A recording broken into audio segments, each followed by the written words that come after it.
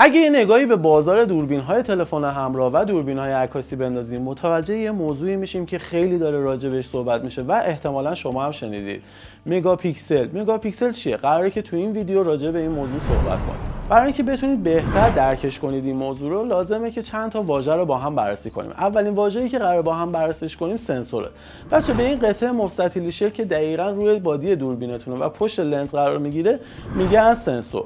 کار این سنسور اینه که نور رو دریافت کنه و در نهایت یه تصویر دیجیتال به ما بده. خب سنسور رو بذاریم کنار، میریم سراغ واژه بعدی، مگاپیکسل. بچه خوردش میکنیم، مگا رو میذاریم کنار، پیکسلش رو کار داریم فعلا.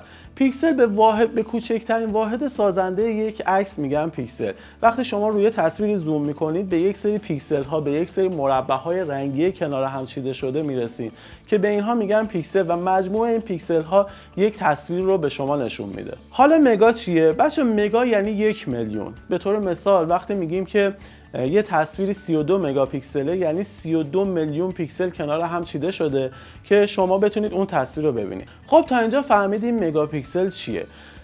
حالا یه سوالی که احتمالاً براتون پیش میاد اینه که مثلا دوربین مثل 5D مارک 4 که 30 مگاپیکسله، یه دوربین 30 مگاپیکسلیه، اما یه دوربین تلفن همراه ممکنه 100 مگاپیکسل هم باشه.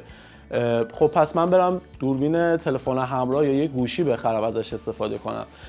بچه این تصور غلطه. شما خیلی کیفیت تصویرتون مربوط میشه به اندازه سنسور. اندازه سنسورهای دوربین‌های تلفن همراه به مراتب کوچکتر از دوربین‌های عکاسی DSLR یا میرورلس هستن.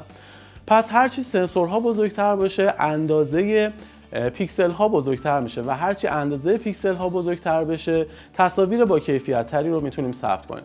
سوال بعدی که احتمالاً توی ذهنتون هست اینه که چه مقدار پیکسل لازمه دوربینمون داشته باشه.